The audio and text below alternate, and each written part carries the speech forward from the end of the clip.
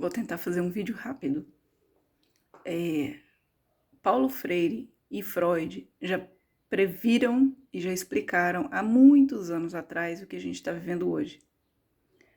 Como pode a gente estar numa situação em que as pessoas que são de uma classe social oprimida e vulnerável apoiam um governo que toma medidas contra ela? Inclusive, ajudaram a colocá-lo ali.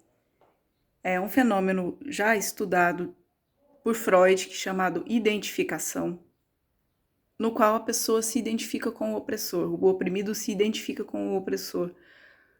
Nesse caso, falando com as palavras de Paulo Freire, Freud só explicou a mesma coisa de uma outra forma. Freud dizia não, provou com milhares e milhares de casos analisados e pessoas que ele atendeu, que o primeiro amor de todo ser humano, por ser a mãe, ocorre ali uma identificação. Eu não vou entrar muito nisso, eu poderia falar disso, o vídeo ficaria longo, porque a partir desse amor, milhares de outras coisas surgem, inclusive a definição de qual vai ser a sexualidade daquele ser. Mas pegando o tema da identificação em Freud, olha só o que Paulo Freire diz, já quase um século depois. Isso ocorre, como analisaremos mais adiante, com mais vagar, do fato de que em certo momento da experiência existencial, o oprimido assume a postura que chamamos de aderência ao opressor.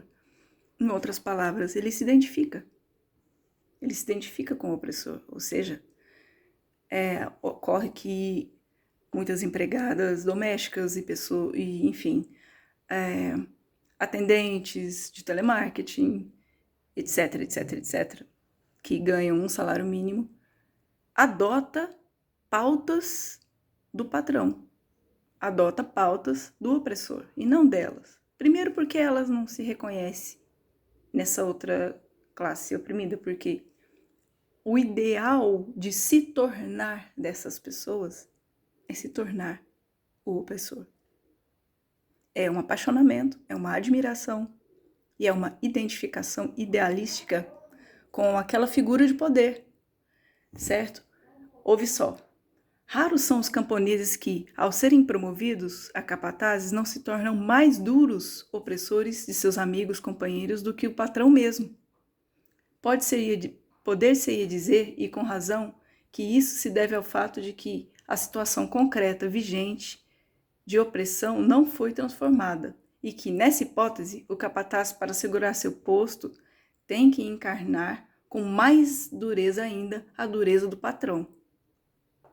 Tal afirmação não nega a nossa, a de que, nessas circunstâncias, o oprimido tem no opressor o seu testemunho de homem, o seu ideal de ser. Então, o que acontece com ele? Por isso, o comportamento dos oprimidos é um comportamento prescrito. Faz-se à base de pautas estranhas a ele, adotando causas que não são as dele. As pautas dos opressores. E aqui, no final, eu vou falar agora, já encerrando o vídeo, a explicação, tentar resumir a explicação do porquê que isso acontece. Os oprimidos introjetam a sombra dos opressores e seguem suas pautas. Temem a liberdade. Quantas pessoas você já viu que simplesmente rejeitam esse assunto? Não é assim, sempre foi assim, tem que continuar assim. Quando eles são, logicamente, o opressor, quando você está falando sobre direitos trabalhistas com um empresário, ele vai ter seus motivos, né? Infelizmente, essa é a mentalidade aqui no Brasil, nesse momento. O empresário vai dizer, não, é muito melhor para mim contratar 50 pessoas sem direitos do que contratar 10 com direitos.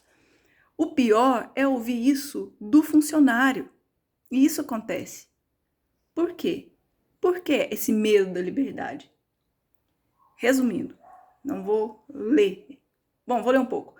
À medida em que é simplificando, a expulsão dessa sombra exigiria que essas pessoas preenchessem esse vazio dentro delas, deixado pela expulsão dessa identificação com o opressor, com outro conteúdo, o da sua autonomia e da sua autoria. Ou seja, para que haja essa desidentificação, para que seja retirado do oprimido, das classes mais vulneráveis, as que são exploradas, para essa classe, para essas pessoas, retirarem de dentro delas a identificação que elas têm com o patrão, com o explorador, para que elas queiram ser diferentes, para que elas tenham um sonho de ser alguém diferente do que elas têm hoje, que é ser como eles, é tomar o lugar deles e explorar. Para que isso ocorra, elas têm que substituir dentro delas essa imagem ideal e criar uma da sua autoria. E é aí que a coisa desaba. É aí que está a fraqueza, que enfim, que ainda não é a parte mais difícil, porque elas não conhecem uma outra forma de vida. Porque o sistema hoje não permite a imaginação de uma forma diferente de experiência de vida que não seja a do capital, da prosperidade, do ter para poder ser. Então, essas pessoas ficam com esse lugar vazio e, de repente, poxa, se eu não for como o filho do meu patrão ou o meu patrão, e se eu não conseguir viajar e comprar carro e usar marcas e ter funcionários e dirigir o carro que eu quiser, trocar quantas vezes eu quiser, com o que eu vou sonhar, então? Que sonho eu vou alimentar dentro de mim? Quais vão ser os meus sonhos? Qual vai ser a minha ideal história de vida? O que eu vou querer? É muito poderoso isso. Psicólogos, não psicólogos, estudantes de psicologia de qualquer tema, interessados em estudar a sociedade, entender as estruturas sociais, ou pessoa simplesmente interessada, entender o que está acontecendo e como tudo funciona e por que é assim, leiam Paulo Freire, A Pedagogia do Oprimido.